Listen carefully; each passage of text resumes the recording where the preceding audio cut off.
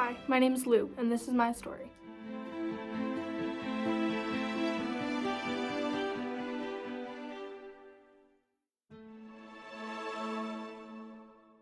Where did it all start, you may ask? August 8th, 2006. Well, let's not go that far back. Anyways, when I was a kid, I seemed to have a pretty normal life.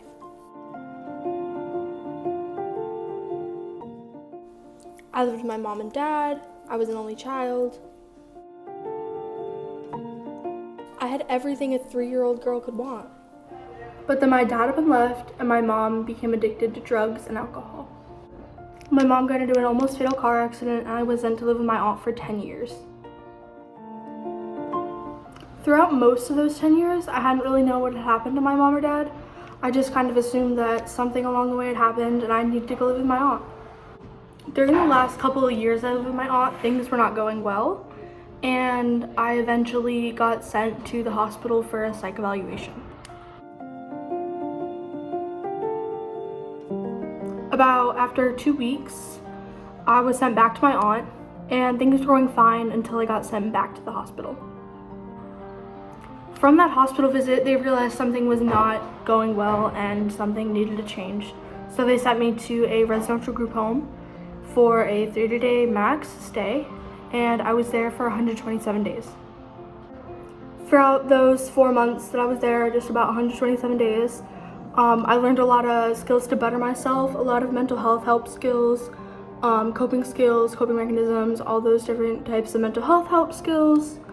I'm saying skills a lot, sorry. But basically after those 4 months were up, I got the flu at the end of about the 4 months, and they had to send me home. But I didn't have a home at that point, so I didn't know where to go. Luckily, my mom had sobered up, and so they sent me back to live with her. After 10 years, I had not really spoken to her. I had had off and on visits with her. I hadn't spoken to her in a couple months, so it was just really hard because I hadn't been like steadily seeing her and talking to her, but I had been talking to her and visiting her like a little bit. At this point, I was still really struggling with mental health, and I was recovering from an eating disorder. And so after I got the flu and eventually had to go home from that first residential program, my mom had picked me up and she brought me to this like weird, kind of creepy, sketchy house. And I was not having it. I was like, I have the flu, I'm not doing okay mentally. So I had her take me to my grandma, and my grandma would not let my mom come in the house. She had not trusted her. They had not really had like a positive relationship at that point. And my grandma ended up sending me to my uncle's house, who's my mom's brother. And they ended up calling DCF and getting all of them involved, getting the police involved, because my mom had obviously not sobered up. At this point, I really had nowhere to stay. My uncle and aunt were kind of like, not the aunt I lived with for 10 years, a different aunt. She was my step aunt. At this point, my uncle and my step aunt had, they were kind of offering for me to stay there, but not long term. And so when my mom reached out to them saying, we'll go live at Lou's grandparents' house, that's when they were like, okay, you're safe to go, you're fine. And I really didn't want to go. I didn't trust my mom at that point. Again, I hadn't been seeing her steadily in the past 10 years. And so they were like, well, you have to go, just try it out at least. So I did. At this point, my mom had enrolled me in Ware High School, which is like a very small high school compared to the high school I was previously at with my aunt, which was Simsbury High School, which, if you know where that is, it's like a very rich, bougie, white area. And so things were going fine for a pretty long while with my grandparents. It was maybe like 3 to 4 months that I was living there, but then I had a really bad encounter with someone at the school, and it just sent my mental health down the rails. Like, it was not going well. And so my mom put me back in the hospital. At this point, I was going back and forth from the ER like every week, every couple days, and life was unbearable at that point. I was really struggling to find reasons to stay alive. And so when I took a trip from the ER to a psych ward for the 4th time, I had been there for about 2 weeks when I received a text from my mom And what was in this text, little did I know, would change my life forever. It was a text that was not meant for me, but was meant for one of her friends.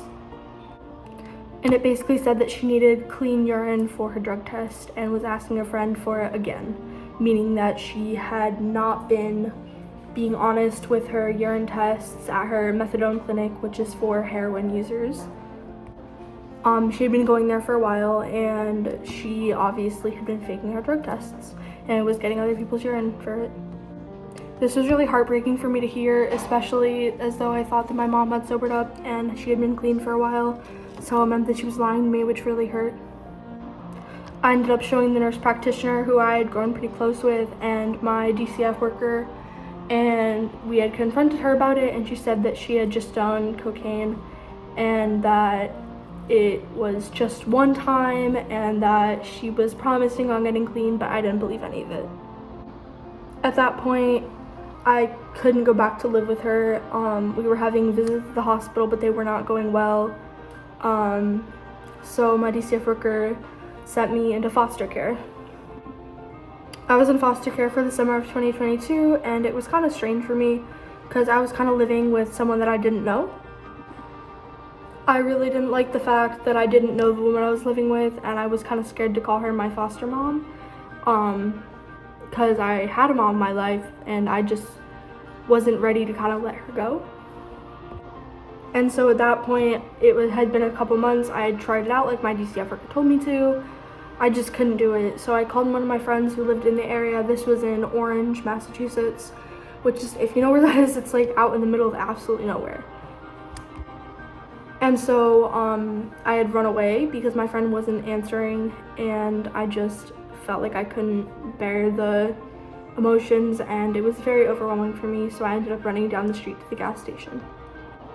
I eventually came home and back to my foster mom, and I locked myself in the bathroom where I kind of blacked out, and I woke up to the police banging on the door. I was then sent yet again back to the hospital, and after that they decided not to send me back to the foster home. This was when they decided to send me to a DCF-centered group home. The group home was in Springfield, Massachusetts, so if you can imagine, that was like a long-ass drive for me. It was also a really big change. And so I went to the group home. I was there for 3 to 4 months, and then they decided I was doing really well, so they sent me to a higher level of care, or like a better place basically, which is where I am now. The placement I'm at now is called CHD Northampton Street Program. It's a pre-independent living program for girls, and it can hold up to 8 people.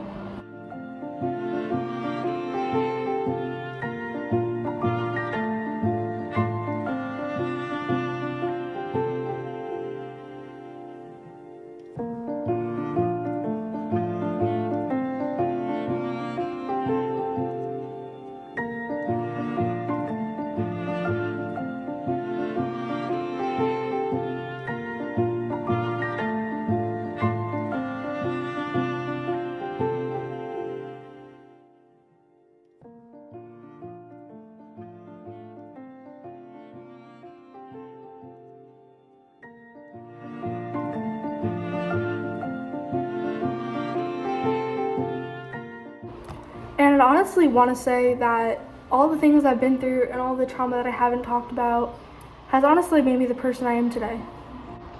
And I don't really want to be cheesy, but I guess what doesn't kill you makes you stronger.